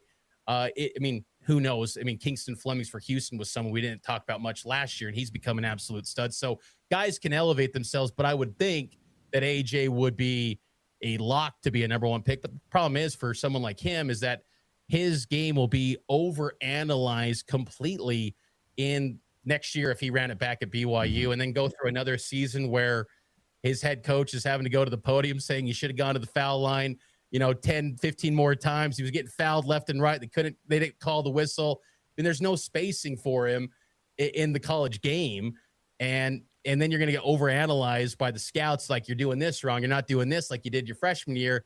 To me, it makes all the sense in the world. Just move on. Go be the number 1 pick, which he should be in 2026, and go about your day. Because then, too, what a feather in the cap for BYU to say they had a number 1 pick under Kevin Young's watch. So when you and again, I'm going to throw you for a little curveball here. When you look at spring ball for BYU in terms of football, what are your storylines for a team that brings back so much talent from last year? What are your storylines for next year or for this spring ball that you're looking to take away from? Well, I think that the biggest one is the growth of Bear Bachmeier, and they had a scrimmage this past weekend, and Bear, he's getting rave reviews in spring ball. The buzz around spring practices, he has been excellent. There's only been one media observation window for the media this year in spring so far. We'll have another one tonight. But Bear has taken that step, and he looks potentially like the guy that could be maybe the best quarterback in the Big 12 potentially. And I think that's, promising. And I think that's the big storyline for BYU is how much does Bear evolve? Because I think that the defense, even with a new defensive coordinator in Kelly Papinga, I think they're pretty solid there. And I think that, Keanu Tanavasa, he returns, Glasker, Evan Johnson, Trey Alexander, Falatau Satwell. I bring up those names because those are key pieces last year, and they return to a system where they should be playing pretty fast, a lot more confident. Even Keanu Tanavasa said that he knows the defense a lot more this year than he did last season, because he did acknowledge that there was a little bit of a transition last year, even though the philosophies were very similar to his time at Utah. Still, the terminology and the way BYU goes about it a little bit different. And he said that it's pretty much the same. He feels like he's playing faster now. So I think there's a lot to like on the defensive side. It's just really Bear Bachmeier's growth. And then I would also say the depth at running back. They made the decision to not go into the portal and add another running back. I think that was kind of a questionable move by BYU to not do that. I talked to Sione Moa in spring ball, and he's looked upon to be maybe that RB2 because he was so good back in 2024 in that Kansas State game in particular a couple years ago. He told me that he's been going through practices, but he's not, fully back to his normal self yet. That's what he told me, but he has been going through practices. And then after that, it's a big question mark. Javesa Demooney was someone that contributed in the bowl game, in the Pop-Tarts Bowl. But again, it's kind of, up in the air. That's where it creates an opening for a true freshman in Devon Eka from Lehigh High School to maybe get into the conversation right away. And that to me just, from LJ Martin, if he stays healthy, great. BYU's fine. But if he has any sort of injury, you go from the best running back in the Big 12, who was the offensive player of the year a year ago, to now you're going to have to lean into the arm and the running ability too of Bear Bachmeier. And sure, it worked against Iowa State and the Pop-Tarts Bowl last year, but it was a pretty big drop-off how one-dimensional BYU became when LJ Martin left games. I wanted to see BYU maybe add some personnel out of the portal to close that gap and not have such a big drop-off from LJ to RB2, but we shall see what that becomes. A lot of questions at that running back position, and how that shapes up, I think, is a big storyline as spring football continues. They'll go through spring ball until about April 3rd. They'll wrap it up. So they still got about a couple weeks, but they're at the midway point now of spring ball. Thought for the most part he handled himself well last year in terms of injuries, but you know what? It's Bear Bryant. He plays with a reckless abandon, and so injuries are always going to be something that you have to concern yourself with him at that position, regardless of how he plays the game. Who do you think QB2 is next year? I'd probably go Trayson Bourget, the veteran senior. But, Enoch Watson, he's shown some moments. He's a true freshman out of Arizona who was coached by Ty Detmer and Max Hull. So he's another option. But you probably go with the veteran in Bourget because he's going into his third year in the program. And I think, you just give him that nod. Bourget's been someone that really solid, and he loves being at BYU. And it's kind of fascinating, really, when you think about it, that guy that has no BYU connections, he's just wanted to be at BYU so badly, and he stayed there. Even though he hasn't played a game, he stayed all these years. And now he goes into his senior year. I don't know if it's, a career achievement award to get that number 2 spot because it's such an important position. But I think that with his experience, with his knowledge, with his maybe rapport in the locker room too, there's a lot of variables I think that would go into that. And I think you'd give the nod to Trayson Bourget. But Enoch Watson's interesting just because, again, I think his arm talent maybe is a little bit better than Bourget. But I think that Bourget would be kind of that number 2 guy that would be a steady quarterback if called upon. But obviously there's a big drop-off. Like it would be at running back, big gap between QB1 and QB2. So keeping Bear and keeping LJ healthy, the season will go as far as those two are going to take it for BYU in 2026. Mitch, we appreciate it as always. Great insight, and let's talk again here soon. Enjoy the tournament. Hey, thanks, Scotty. You as well, and we'll talk again soon. You got it. There he is, Mitch Harper, Cougar Insider for KSLSports.com. We are live here at Sound Sleep, and I'm a huge fan of Sound Sleep because, look, I'm more than happy to talk about my story. I woke up with headaches. I wasn't getting great sleep. I was tired all the time. You get home from the show at 4 o'clock in the afternoon, and I'd be on the couch, and the next thing I know, it'd be 6 o'clock in the afternoon. I'd be like, whoa, what just happened? The quality of sleep you get, you don't know how bad you're sleeping until you actually get a good night's sleep, Mandy. Yeah, and that happens all the time. We've got people come in that say, yeah, I sleep fine. My wife just sent me in, right, because I'm snoring. Well, turns out they're not sleeping fine. We have patients that come in for their 2-week follow-ups. They're like, and I ask them, are you dreaming more? Well, yeah. Are you waking up less? Well, yeah. Is your wife happy? Yeah. That's probably what you need to lead with. But yeah. Well, yeah. Yeah. Happy wife, happy life. Who really cares? Yeah. So, people just don't understand. Like we've talked about, they don't understand what they're doing when they're sleeping unless somebody's telling you. And, I mean, they're sleeping too, so they're not really watching you. But unless somebody's telling you that, hey, you stop breathing at night, you don't know you're doing it. That's what's so scary is, like we talked about earlier, there's, millions of people out there that are undiagnosed that don't even know that they have obstructive sleep apnea. And it's, you can come see us. We can tell you. The free sleep screening, which normally people are going to hospitals or labs, you can do that at home. This is going to save you hundreds of dollars right there. Absolutely. And, the wait right now to get sleep screenings too in hospital. I mean, we hear of patients that have got 6 months, 7 month, 8 month waiting lists that they can't get in. Ours is, you call today, make an appointment for next week, and we've got you, we can get you taken care of. How soon do you think you could, if somebody signs up today, they get the screening, they're good to go, how quickly do you turn those things around? Can you get somebody fitted and then have them ready to go? About 2 weeks. Really? Mm-hmm. Wow. Yeah. That's incredible. Yeah. And insurance takes care of a lot. Yeah. Most insurances covered will handle by this. Yeah, covered by most medical insurances. Medicare, which is a good one. Most medical insurances that we're in contract with. And like I said earlier, we'll ask for your insurance benefits, not to charge you for anything, but just to check your benefits so that we have some numbers for you to say, hey, look, this is what it looks like your insurance is going to pay if you go forward with this. It's really simple. It starts with a phone call, 801-285-9731. The screening is free. The consultation is free. And you're even entered to win some free goodies as well. Yeah, you're entered to win our Sleep Better gift basket, which is a purple pillow, a Miki throw, and $50 Amazon gift card.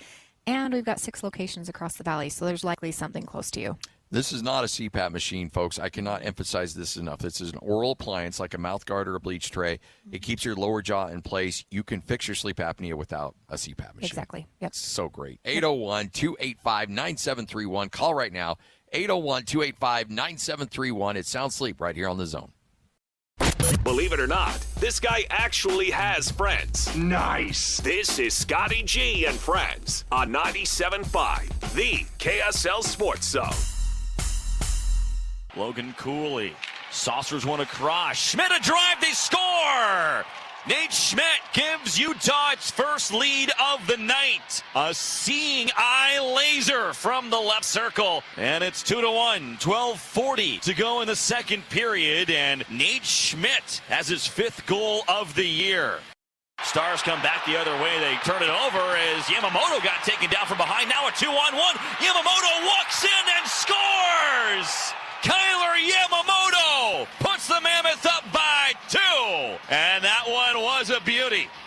Now Carcone blazing in and scores! Michael Carcone with a burst of speed followed by sniper precision. And it's 5-2. A power play goal after the saves from Vanacek on the other end. 97.5, the KSL Sports Zone. Scott Jerrod with you, 3rd hour of the show. And, folks, a nice win. Hey, look, as long as it's not the Blackhawks, pretty good shot. Let's check in with Jay Stevens. Jay is the man. How are you? I am doing great. How are you? Happy St. Patrick's Day. Be honest. How are you doing? Are you doing okay? Yeah, I'm super sore. I'm doing a lot better than I thought I'd be doing, but just got a new hip, built to last now. Oh man, how soon before you can get back out on the ice? 8 weeks. Woo. Yeah, 6 weeks back to firefighting, 8 weeks back to the ice. So, well, that's what they're anticipating. We'll see how it goes. Yeah. You're going to get a whole lot of me around the radio station. Let's go. Let's have some fun. All right, so game's tied up at 2 apiece after the second period, and then Utah blows it open in the third. What led to that offensive explosion? Hard work is what it really comes down to. Taking advantage. They stayed disciplined, even though they were killing a penalty at one point. They took penalties sometimes when they needed to, but what it really came down to is playing in your system, being more disciplined system-wise. That doesn't mean not taking penalties, but they're more disciplined in their system, and when they got the opportunity, the hard work paid off. That's how you got McBain's goal. That's how you got Yamo's goal. So yeah, and Carcone's just always working hard, and same with Yamamoto. So it was good to see all that, because they definitely had the cards stacked against them. You're going against the hottest team in the NHL since January, and nobody expected Utah to walk into Dallas and skate out with a win, let alone a 6-3, which, like Lloyd was pointing out, should have been a 6-2 win. The thing that I think is really cool about this team, though, is that they handle some adversity really well. But I want to go back. I've not had a chance to chat with you about the Chicago curse. What is it about the Blackhawks that are giving the Mammoth so much problems? I just don't know.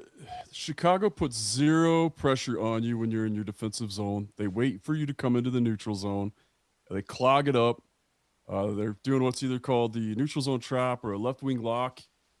And it's just ugly hockey. All those games have been ugly, and you look at a team like Utah that wants to use their speed and they want to be creative and pretty and sell those expensive tickets. And, it just seems like that neutral zone trap is just getting the best of Utah. And I think Chicago's got a couple lucky goals. They had some weird bounces in both those games. And even in the overtime, I thought Utah dominated overtime until they didn't have the puck, then they lost. But overall, you look at you got that 4-game losing skid. You lost to Chicago in OT. Then you lose to Minnesota, Chicago again, and then Pittsburgh. But then you get the win against Dallas.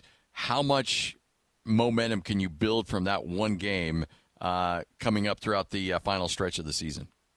Well, I think that's exactly the kind of game that you need right then to go in and beat a team that nobody expects you to beat.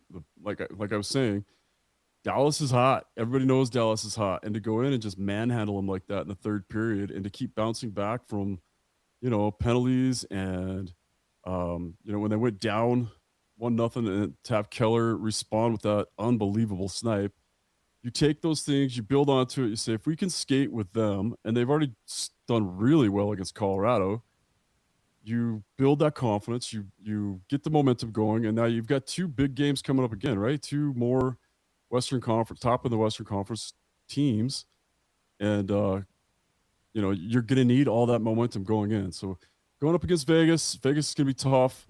They're a much more physical team than Utah likes to play with, and then going into the Ducks, they're going to be without Gudas, luckily. But without Gudas, they are kind of like the Utah Mammoth, just fast and skillful. So using that momentum, using that, I think even just kind of like took the handcuffs off the mind, or the mind cuffs that, we're struggling, we don't know why. And then to go in and beat Dallas, I think just gives you everything you needed right when you needed it. Is it a little disconcerting that this team can be so good on one night and then not so great on the next night? I mean, is consistency a concern for you? Yeah, 100%. They are mostly young, but that's not as much of an excuse as it was last year or even at the beginning of this year. This team should have the experience, the discipline, and the maturity to put back-to-back games together. And for the most part, they have. The overtime losses against Chicago are one thing. The way they played against Pittsburgh and Minnesota, there were times that they showed that they could be really good, and then there were times that they just weren't. And it's hard, even as, I sit there and I'm looking at it and I can't figure out what the deal is. And I know Bear's doing the exact same thing. Like, how do we get more consistency? And I guess if you knew that, you'd be winning Stanley Cups every year, right? One thing that I think they do need to address more is goaltending. They as the saying goes, I'm getting a fever, and the only cure is more Vanacek. I think we need to see. I think we see more Vanacek, then that'll make Veggie better too. Veggie needs more rest. Vanacek he needs to play every fourth game. And it just has to start happening. They can't keep riding Veggie. You can see when he gets too many games in a row, he gets a little soggy. And Vanacek comes in, and all of his movements are crisp. His saves are good. His saves above expected are good. He's getting, little tips of his shoulder on stuff. So you're seeing really good goaltending from Vanacek, and that's another confidence builder. Whichever goal you put in there, you're going to get, winning effort. Why do you think that is? Is there just not that trust factor yet with Vanacek? I mean, it seems like it should be. Yeah, it is. And the games he played, we remember he had a rough start to the season because he's playing Colorado and Dallas and teams that, what I said in my article, it gets thrown back in my face a lot, but I'm like, these are kind of like scheduled losses. You know that you're going on a road trip, you want to pick up 8 points out of 4 games, you're going to want Veggie to go for all of them. Veggie is your starting goalie. I'm not saying he shouldn't be. I'm just saying they just have so much. It's not that they don't have faith in Vanacek. It's just that they have so much faith in Veggie that I think they go to the well a little too often. Is that a standard rotation in the NHL, a backup playing every 4 games? Every 4 or 5 games, yeah. That's supposed to be what it is. That's what it was almost every game until you started having goalies like Brodeur, Waugh, and Belfour that just didn't want to give up the net. They wanted the net every night, and they didn't think they needed rest. And, you see guys like Brodeur go on to do what he did with the cups and how many Vezinas he won. It's kind of hard to argue with them when they want the net so bad that night. You really want your guys to be disciplined and be hungry for the net. You want that guy. You want that competitiveness, especially out of your goaltender. But at some point, you got to be the grown-up and sit him down. Utah was really efficient last night. 22 shots, 6 goals off those 22 shots. Just kind of work us through the efficiency of what you saw from them last night. Well, I think a lot of that was Dallas getting in front of a lot of shots. I think their goal is 10 shots per period. That's kind of their minimum standard, and they're really trying to get to that. What I did see was, taking advantage of some really good screens. You had on the first couple goals, not Keller's, but the other 2, so Schmidt's and McBain's goals, you're seeing some aggressiveness, especially on Schmidt's goal. You saw the big screen in front of the net. You get guys going back to the goaltender, parking their butt right in his face, fronting the puck so they know where the shot's coming from, even though it might hit them. And we saw that, right? We saw that in the last couple games. We've seen players get hit with shots from their own guy, a little friendly fire. But that's what it takes. Just seeing the guys making the sacrifices, going to where they need to go, paying the price in front, and goals are going in. So it's fun to start seeing a lot more of that. And when guys, and you're getting shots from the point a lot more. You saw Schmidt before he scored his goal, he shot a couple before that. So you're starting to see these guys shoot more from the point, create some havoc in front of the net, and it's starting to pay off. Everything's starting to click. We hammered the power play forever. When's the power play going to click? When's the power play? And now it's clicking.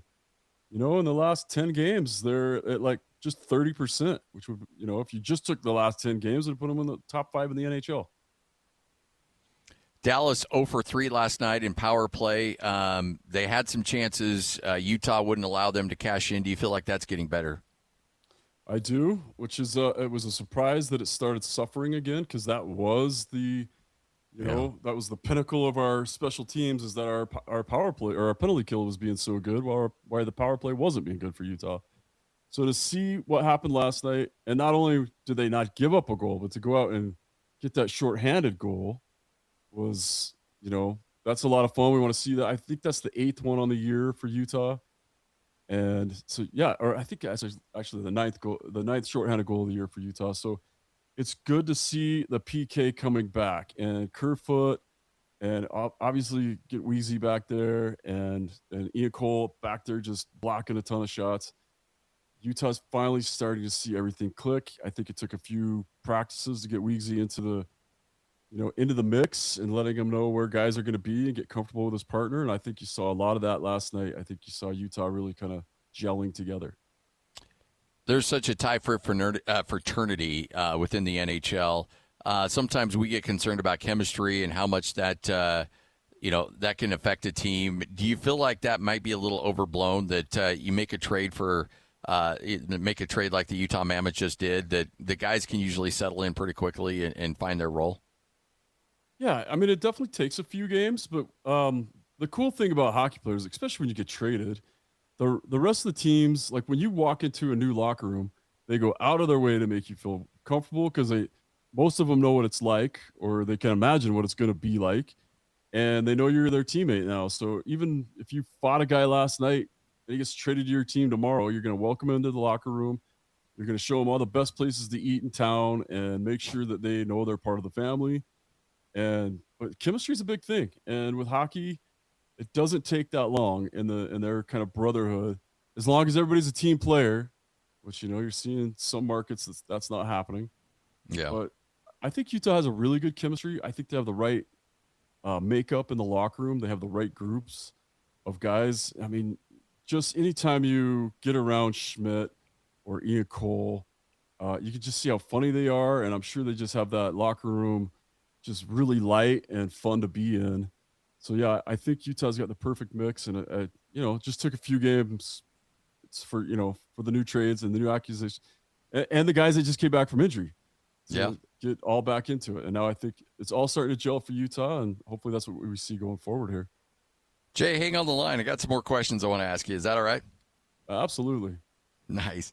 Jay Stevens, our hockey insider, host of the Utah Puck Report, will continue with us coming up next segment. 97.5, the KSL Sports Zone. Scotty G and Friends on 97.5, the KSL Sports Zone. 97.5, the KSL Sports Zone. All right, this segment brought to you by University of Utah Health. Go to uofuhealth.org for more information. Jay Stevens kindly waiting for us, but while we keep him on the line just for a little bit longer, let's give away some Jazz tickets. It's Jazz Ticket Tuesday, and your chance to win tickets is right now. Call this number now. Call this number now. Be caller number 12 at 801-575-ZONE. 801-575-ZONE. And you'll be on your way to Delta Center to see the Utah Jazz. He fires the three. He hits. Oh, don't do me like that. This is 97.5, the KSL Sports Zone. 801-575-ZONE. That's 801-575-ZONE. And you'll have tickets to go see the Utah Jazz in action in Delta Center on March 21st when they take on the Philadelphia 76ers. All right, Jay Stevens, host of the Utah Puck Report, KSLSports.com, our hockey guy. Jay, how important was it for the Mammoth to make sure that Schmaltzy did not hit free agency? Oh man, it was hugely important because he was going to get super expensive. I think teams, the season he's having right now, I think you were going to see a lot of teams offering him, 9 to 10 million, but just for short term. And it was really cool listening to him talk about being committed and being loyal and wanting to see this thing through. He agreed to it when he was in Arizona, knew it was going to be ugly, and agreed to stay on and help with the rebuild. And now he's here and he's excited about staying here. Obviously, this is going to be the rest of his career, more than likely, right? So I would think so, yeah. Yeah, so he's excited to be here, and that's the kind of person that we want around Utah, right? We want people that are happy to be here, which for hockey seems to be all of them. Like everybody's been impressed, but if he would have gone to free agency, we definitely would have lost him. Utah would have lost him for a short-term, big money contract. So what was it that kept him in place? Obviously, he likes Utah, but was it the 8 years? Is that the thing that may have put him over the edge? Yeah, I think that's what it was. Eight for 8 is pretty good for number 8. It's exactly what I think. I think it's fair to both sides. I think he didn't leave anything on the table. He got a longer term, and for Utah, maybe they gave a little more than they wanted to, but breaking it down over time and leaving some options open towards the end of it. So, yeah, I think it worked out really well for both sides, and I think you're going to see a motivated Schmaltzy out there trying to prove that he earned that money. You can correct me if I'm wrong, but I do believe it's somewhat front-loaded, correct? Yeah, it was front-loaded. I don't have it in front of me anymore, but yeah, I believe it was front-loaded, so it's easier to get out of in the last 2 years. When you look at the fact that he's re-signed, you got Cooley, Gunther, Peterka, They've all committed to the team long term. I mean, you're looking at a city that's gotten their heart broken by a lot of NBA free agents and NBA guys who have forced their way out of town. This is a reason why I think this is going to take off, because you get guys that come here and that enjoyed it and are re-signing to stay here. Yeah, I mean, you're getting like I've said it before, every person that I've talked to from the Utah Mammoth finds something that reminds them of home in Utah. And then they go to that area, whether it's Daybreak or downtown or Park City even. For some of the Finns, thought Park City was a lot like, Finland. So it's and they don't crave like of course they want to go out and have a good time, but they're not craving the nightlife as much as like other pro athletes for some reason. They're just grateful to be here. They know what they were doing before in Arizona, which was a lot of golf and not a lot of competitive hockey. So I think they're pretty excited about all of it. It's fun to see these guys get to experience Utah for the first time, and then they all say the same thing. I love it here, and I'm going to live here. So 14 games left, 5-point lead over the Kraken and the Kings. Give us kind of your thoughts. Is that a decent cushion? Is it perilous? Give us 5 over 14 and what that means. Yeah, it's not very comforting to have that lead and to have teams like the Sharks. The Kings have been good for the last couple of years, but the San Jose Sharks kind of scare me a little bit. They're so hot and cold, and Celebrini, I think, is getting that whole team to believe that they could win the cup this year if they just keep hooking their kids up that they have with Will Smith and Celebrini. So it scares me to only have, a 5-point lead on them. But I think Utah is doing exactly what they need to do. If they win half the games, pick up, 14 more points, that puts them where they said they wanted to be at the 90-point range. And we've been saying all year, for a team to make the playoffs, it's going to be 90 to 96 points. And, the Pacific, the Western Conference is really weird right now with how close everybody is. Because if Utah was in the Pacific instead of the Central, they'd be in second place, tied with Vegas. And to see Edmonton just kind of falling out. But yeah, it's going to be exciting. And this is what everybody wanted, right? By this time last year, all the Utah fans knew that Utah wasn't going to make the playoffs. So now this is exciting. Every game counts. Every game's exciting. What do you list the level of difficulty for the Mammoth in terms of their schedule down the stretch? Yeah, it gets a little rough, right? That's the problem with being in the best conference right now. I think they're gonna find a way to make it work. It's been, the rough part is that they had front loaded a bunch of road games at the beginning of the season, so we're gonna see them at home more. And Anaheim comes into town, and then you've got LA and Edmonton. So the teams that are chasing you are coming in here, and you have the opportunity to make those a 4-point game. Put them 2 points further back, and put you 2 points further up. So I think with the games that are coming up, I think Utah has a pretty good schedule left. They play Winnipeg a couple times, which I still think Winnipeg's going to wake up and look good. I think Hellebuck is going to get tired of losing. So yeah, it's going to be exciting, but I think the schedule does help Utah, especially with so many home games.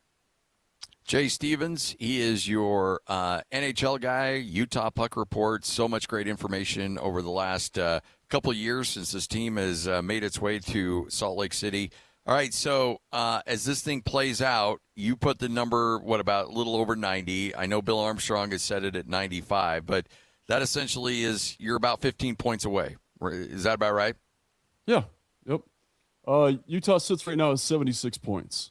Okay. So, even though they had those losses to Chicago, they still picked up a point. So the 4-game skid wasn't as bad a skid as it could have been. At least in those 4 games, at least they picked up points. So I think they're in a spot where they can really, it's, as the sayings go in sports, I hate the cliches, but they're in the driver's seat. Yes. And they're going to. That's ultimately where you want to be. I mean, as long as you can control your own destiny, you really can't ask for much more from where you're at right now.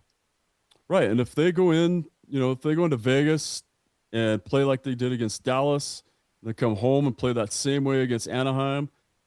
That's 6 more points right there, you know? So they're really doing themselves some favors. As long as they can do it, as long as they can stay consistent, keep that maturity, keep working in that system. And mostly, as Bear is preaching and preaching, is shoot the puck. Being so pretty, shoot the puck from the outside, go in, dig, get a dirty blue-collar goal.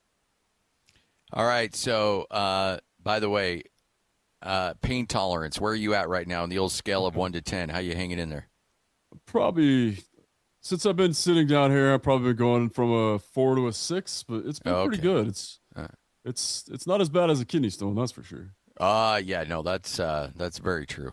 All right, so I have heard that hips are worse than, or knees are worse than hips. Have you had any knee work done, or or this is the first time you've had a replacement?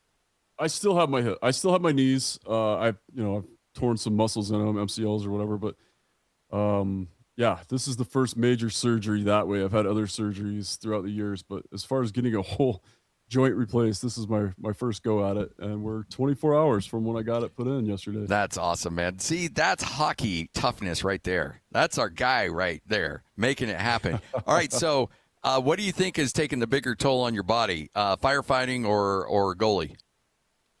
It's got to be goalie. That's the hip is 100% goalie thing. The knees, although I did tear it on a fire, I'm pretty sure I had damaged it playing hockey. So, yeah, both. I've chosen to do my hobby is pretty hard, and then my profession is pretty hard on my body. But I wouldn't have it any other way. You know, I love what I do. It, man. You're a tough man. Hey, we appreciate it, Jay. Go get some rest, and we'll talk again soon. Outstanding. Thanks for having me on. There he is, Jay Stevens. Utah Puck Report right here on 97.5, the KSL Sports Zone.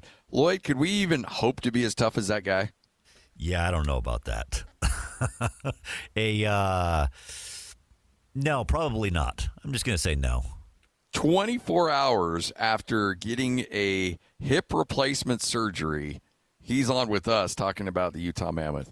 I didn't know it was that. I thought it was like 2 or 3 days ago. I feel bad that we even called and asked him to come on. And the thing is, like, I'm watching it. If you're watching on the video, like, he's just sitting there, and I can't. Yeah. I don't know what's the comfortable position for after you have a hip replacement, but I feel like sitting is not. I don't know. I don't know if sitting, standing, laying, or what, but it all sounds miserable. Oh, geez. That's the hockey mentality right there. All right, 97.5, the KSL Sports Zone.